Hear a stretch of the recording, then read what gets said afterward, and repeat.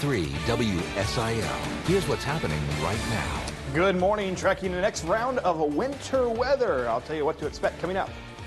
It's been nearly 2 weeks since Russia invaded Ukraine, an unprovoked invasion of a peaceful, modern, sovereign state by a thug, one person and one nation. Illinois lawmakers introduced new legislation in a stand against Russia's invasion of Ukraine. Today, I'm announcing the United States is targeting the main artery of Russia's economy. We're banning all imports of Russian oil and gas and energy. President Joe Biden's next step in stopping Russia's attack on Ukraine will have impacts here at home. And I'm live this morning with more on how locals are feeling pain at the pump.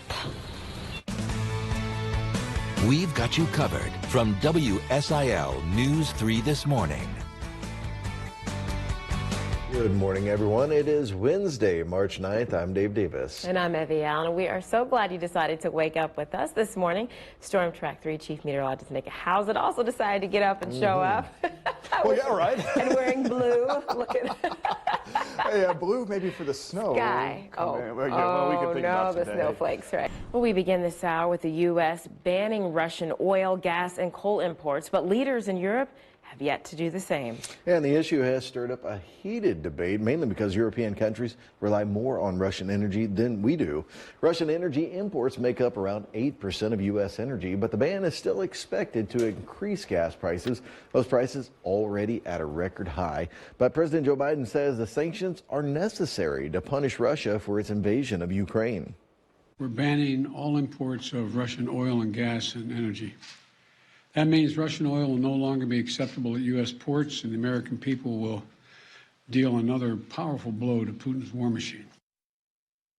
The president warned companies against price gouging during the sanctions. He says there's no excuse to pad profits.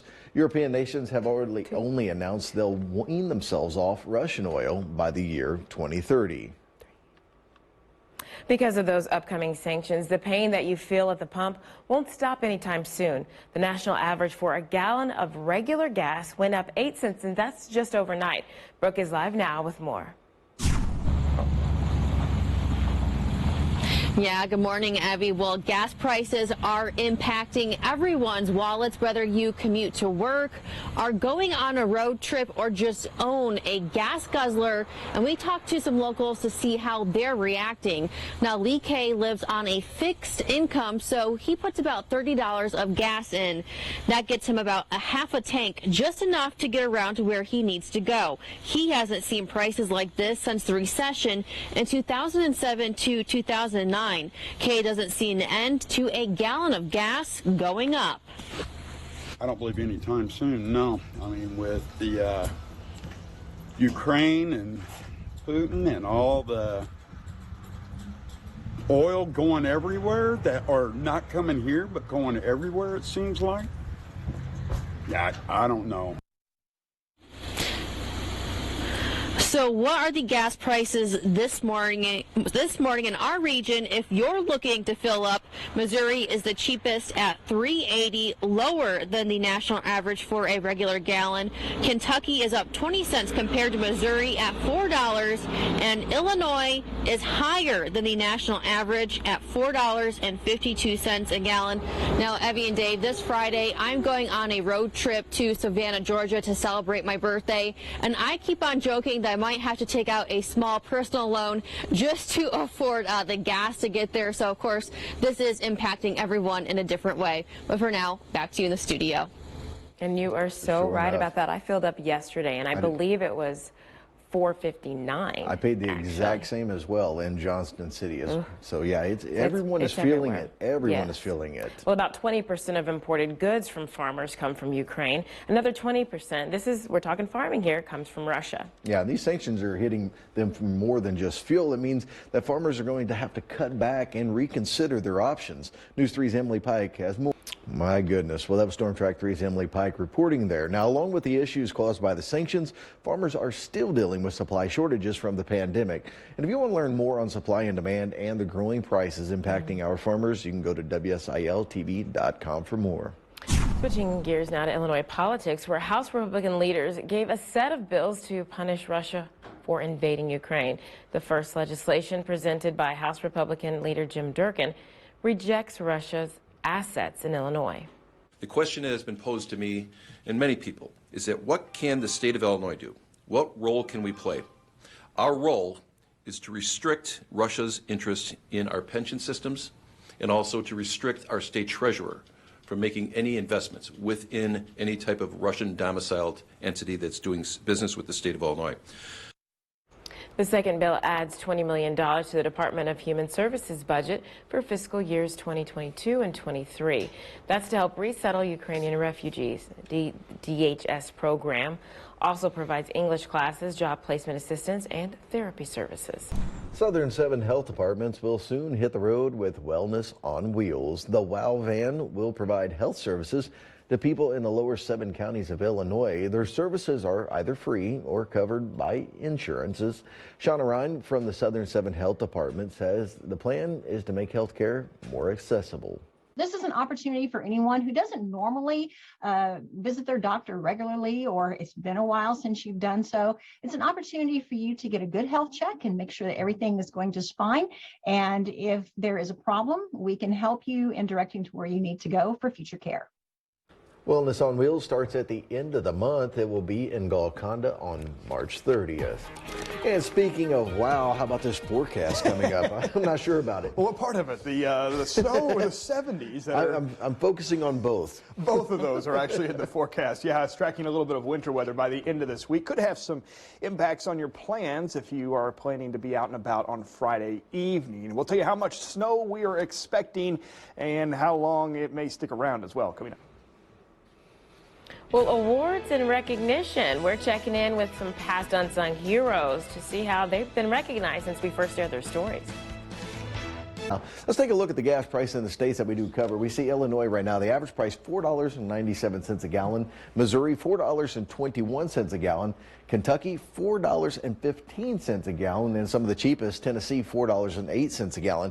Now, I want you to take a look at this. The cheapest gas we found in Illinois right here, all of them in Saline and Hamilton County, El Dorado, Hucks, $3.79 a gallon, while El Dorado at the one stop, $3.83 a gallon. In McLeansboro, Hucks, $3.83 a gallon there. So that's some of the cheapest. Now, we did take a look around the rest of our viewing area. We're going to pull that map up for you right now, I believe. There we go. All right, Mount Vernon in Jefferson County, $4.59 a gallon. Marion, $4.39 a gallon. Now, if you go across the river in Cape Girardeau, $3.99 a gallon there, and $3.74 a gallon in Mayfield. So if you do shop around, you're going to find some cheap gas, but nothing really tops that Saline and Hamilton County gas prices this morning. This is a special report from News 3 WSIL. Good afternoon, everyone. Breaking into programming to update you on a multi-vehicle crash on Interstate 57 near Charleston, Missouri. Now, we do know the crash happened between mile marker 10 and 12, and right now the interstate is closed in both directions from the Illinois state line to Interstate 55 in Sikeston. Now, we did speak with the Missouri Highway Patrol, and early reports indicate more than 60 vehicles involved and multiple injuries. Now, they expect the interstate to stay closed for most of the day while crews attend to those injured and clean up. It's going to be a while. We have a crew on scene right now. We're going to check in with News 3's Madeline Parker, who's giving us an up-close look at that crash. Madeline. Dave, right now, it is honestly unbelievable how bad this crash is, and you probably wouldn't even be able to comprehend it unless you were actually here. There is just wreckage as far as the eye can see in either direction. There are semi-trucks you don't even recognize anymore because they've just been completely destroyed from all angles. We've been here for quite a bit of time now, and we can just see that crews are trying to get trucks out of the way, but it's still taking so much time. There are so many emergency responders here, from ambulances, police officers, fire departments, and they're trying to get people out of the way. A lot of semi-truck drivers we've spoken to today say that they have been here for quite a few hours, and they're just trying and waiting for that update about when they can get out of here, but not much has moved since we've been here. Right now, it looks like there's just a lot of activity of people trying to get people out of the way and trying to get them back on their journeys. We actually spoke to a man who's actually from Marion who's here right now, and he's been waiting for hours. And when I asked him what it was like being in that crash, he told me that it was the worst part was just the sounds, hearing everything going off, crash, crash, crash, over and over again. but he just really is glad that he's very safe right now. But we're still waiting for updates about when this crash and it will be cleared out and how long it's going to take for traffic to get back to normal. And Madeline, I know that you've been down there for a little while now, but it took quite some time to get down there this morning. We've been talking about the alternate routes all morning long. Can you tell us what the alternate routes look like right now? Are they backed up? Well, they're not super backed up. It will take a little bit more time than if you were just going right on I-57 to get to your normal route, but it is safer and faster than waiting for traffic to resume. It is a little bit longer. It took us about 30 minutes longer than it normally would to get from the station to here, but right now it does look like traffic is moving pretty smoothly along those alternate routes. All right, Madeline, we appreciate you reporting out there. Still an active scene, as we can see in her shot right there. I want to go to this map right now, though. I want to show you this. Can we zoom in on this just a little bit? I want to show you exactly where Madeline's at. This wreck happened right between the 10-12 mile marker in Missouri on Interstate 57. You can see right here, this is Charleston, Missouri. For anyone that's familiar with Boomland fireworks, it sits right here. That crashed about a mile from Boomland. So this is the area, and this is a live radar map that you're looking at here, road map. It is backed up all the way there. And as you can see in Madeline's live shot there, you can see semis backed up for miles. And just as far as you can see, not just semis, but vehicles, and in every direction you see a crash. And of course, early reports indicating more than 60 vehicles involved in that. But I want to take a look at this. Actually, I'm going to have you zoom out just a little bit here in just a moment. We're going to talk about some of these alternate routes to get around. I mean, normally when you're coming down 57 from Illinois and you need to get around, maybe a backup right there, there's not many detours you can take. Actually, Cairo, down where most people cross at, they'll take Highway 51, which is right here. It's going to be exit number 1 in Illinois. You're going to take Highway 51 down here to 62, and you're going to cross over the Mississippi River. Problem is right now, there's a little bit of construction going on, and everyone's trying to go that way. So I spoke with the Illinois State Police earlier, and they said that this has been extremely slow. They've been urging people away from this. And of course, Mississippi County Sheriff's Office also speaking about this. They put out a Facebook post earlier. They said, do not come to Charleston for any reason until the incident is cleared. Traffic's backing up and then causing unnecessary hazards. 57 being shut down from the state line. And once again, we're talking about the state line. This is right here. Highway 3 runs along the river. If you are down in this area, you know somebody that's sitting in this backup down there, tell them, take Highway 3 and then head back towards to Cape Girardeau area. Okay, so we're going to go to that full screen right there. There it is right there. That's the Mississippi County Sheriff's Office statement that they released. And they're advising people to go around to take B Highway to 80, 77 up to East U.S. Highway 60. Now, the Missouri Highway Patrol also put out this list earlier. They said Ohio River crossings include I-55 in Carruthersville, Missouri Route 74 in Cape Girardeau, and then, of course, if you want to detour to St. Louis or Memphis, you can do that, which will take you a long ways around. Now, we did tell you it's going to take about an extra 30 minutes if you're taking one of these routes and onto your normal trip. Now, I want you to take this look here. Our photographer down there on scene a little bit earlier. Take a look at this video. There it is. And this is our photographer walked up on the scene. This is some of the first images that he come across there. We can see semis just slammed into others. Some of the crashes worse than others, obviously. Now, this is going to take some time to clean up. Estimates on this, at least 8 hours, if not more. And you want to know why it's going to take so long. I mean, not only are they still attending to those injured and still determining who's injured, but this stuff here, some of it is going to have to use heavy equipment. It's going to be brought in to have to get rid of this right here. It's not going to be just tow trucks. They're going to have to bring in all sorts of heavy equipment. And of course, these are commercial semis. So the companies that own these semis are also having to be contacted as well to talk about their freight. They're going to be sending their own people down.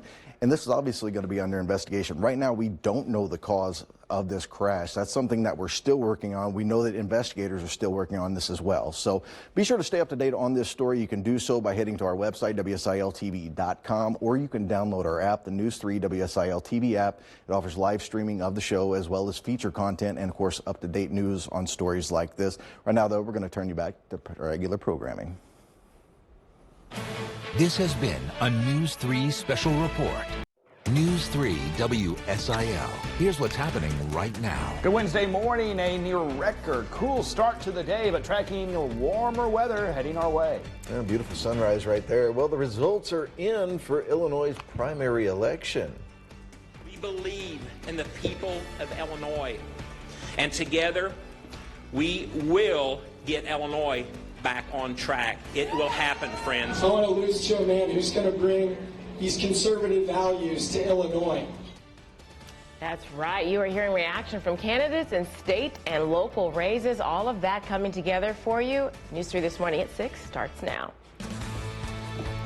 We've got you covered from WSIL News 3 this morning. Well, good morning, everyone. It is Wednesday, June 29th, wrapping up a fun and busy night. Everyone excited. I'm Dave Davis. And I'm Evie Allen. We're so happy you decided to be with us this morning. We'll have all those election results from the Illinois primaries in just a moment. First, we definitely need to check in with Storm Track 3 Chief Meteorologist Nick Housen. Another beautiful start to the day, in my opinion. In your opinion, yeah, it's actually a little cool outside this morning. I'm not going to complain because, well, it is, of course, the heat of summer, but it is heat is coming. I mean, it's almost chilly outside. Let's face it. It's temperatures back in the lower 50s for some. Both Cape Girardeau and Paducah both breaking records this morning. In fact, down to 53 in Marion and Carbondale, 52 in Harrisburg now, 53 as well in Paducah. Again, that is a record. Cape Girardeau also breaking a record this morning. Right now at 52 degrees. A lot of sunny skies expected. Gorgeous sunrise this morning and hardly a cloud in the sky. Lunchtime temperatures lower 80s. Afternoon highs topping off will be in the upper 80s today. Very light winds gradually turning more towards the east and eventually towards the southeast by tonight. Once the winds turn out of the south here over the next few days, the humidity will start to return and eventually it leads to some rain chances by the weekend. We'll tell you more on that coming up. Thank you, Nick. Well, we're going to start this hour with team coverage of election results from Illinois' primary elections, with many eyes, of course, on the new race for the newly 117th formed district. Oh, that's right. The Republican primary race pit incumbent Patrick Windhorst against challenger and former Williams County Commissioner Ron Ellis. Here are the results for that. Windhorst took the race with 72% of the vote over Ellis. News 3's Danny Valle talked with Windhorst about the win. Here at Mackey's Pizza in Marion, the Williamson County Republican Party closely watched the results being tabulated on the computer screens. And one of the big races they were watching is who would lead the new 117th district. And it's a familiar name, Patrick Windhorst, who had been elected in 2019 to represent the 118th district. He has now been elected to represent the newly formed 117th district after the Illinois legislative maps were redrawn this past year. And we did speak to Representative Windhorst, who says he is proud to represent Southern Illinois and that the voters made their voices heard. Our state as a whole has taken a hard progressive turn, and I've been speaking out against that in Springfield and values of Southern Illinois. And I believe the voters rewarded that as well. I'll be working hard for all the citizens of the 117th to let their voice be heard in Springfield and to make sure we can move together forward as a region. And also spoke to Ron Ellis, who also called Windhorst last night to congratulate him. And he told me that whenever Windhorst needs any help, he can always call Ellis because it's all about helping each other and helping Southern Illinois. I'm still going to be involved. I'm not going away by any stretch of the imagination. And I like being working with the public. I like being a public servant, and who knows what doors may open up down the road. You never know. And Windhorst will move on to the general election in November, where he will run unopposed and seemingly will become the new representative of Illinois' 117th district. Reporting at Mackey's in Marion, Danny Valle, News 3. Now to the 118th House District race. On the Republican side, Dr. Paul Jacobs took on businessman Aaron Smith. So let's take a look at some of the results there in that race. As you can see, Dr. Jacobs will take the win with 68% of the vote over Smith there on the Republican side. Now, News 3's Madeline Parker has more from this race. We now know the results of Tuesday night's election. With 91 precincts reporting, Dr. Paul Jacobs now has won the Republican ticket for the 118th district. Businessman Aaron Smith conceded to the incumbent when Jacobs held 68% of the vote. Now going to his second term, Jacobs says he wants to focus on keeping jobs in Illinois.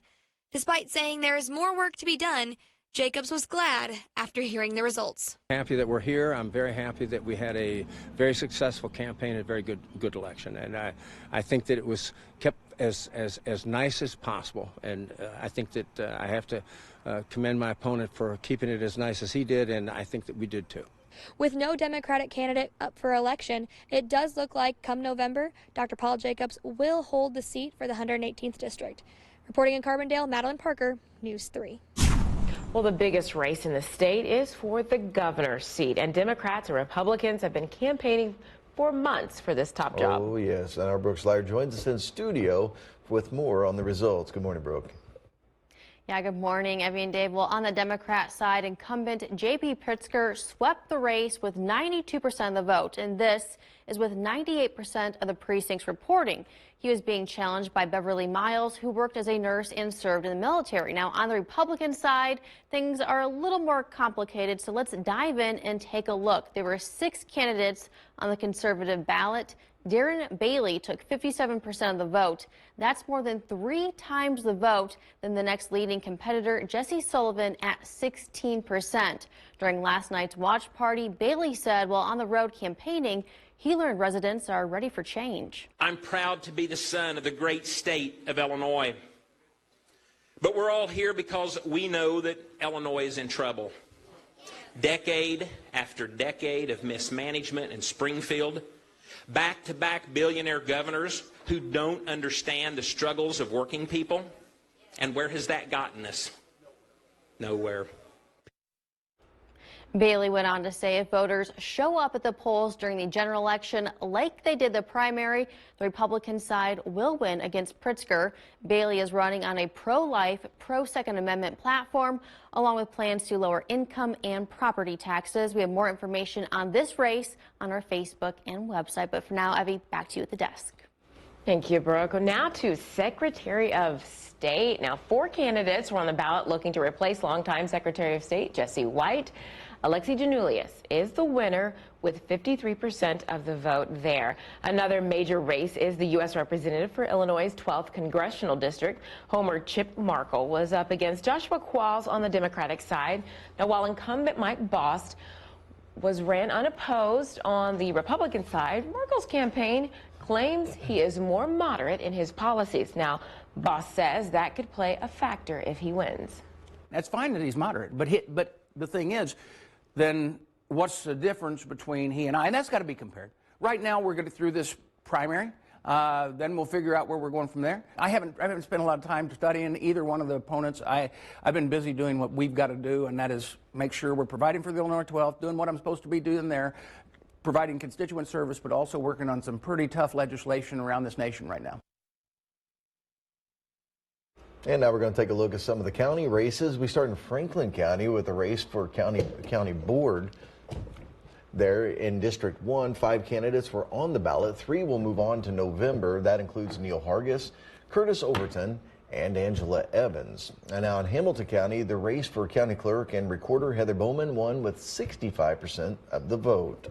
And in Perry County, in the race for county sheriff, Chad Howard took on John Hopkins. Howard beats Hopkins with 67% of the vote.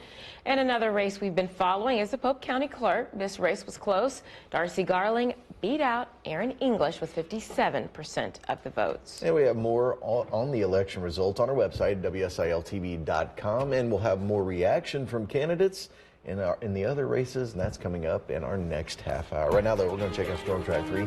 Chief Meteorologist Nick Housen. Yeah, a couple disturbances in the Atlantic Basin to keep an eye on. In fact, one that is developing near the Gulf Coast of Texas, likely to bring some big-time rains to parts of Texas and Louisiana. Something to keep an eye on. Sometimes that tropical moisture near the Gulf Coast can end up very close to us, and that is possibly going to be the case as we move into the early part of next week. Another disturbance actually on the northern side of South America there near the country of Aruba will continue to track westward here over the coming days, likely to become a tropical storm, would be named Bonnie, possibly impacting parts of Costa Rica and Panama and Honduras as well, and Nicaragua, where we could see some very heavy rain. We are tracking rain in our forecast as well.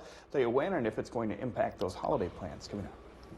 Thank you, Nick. Well, a local nurse and her team are giving back to people in Uvalde, Texas. Her story in this week's Unsung Hero next on News 3 This Morning.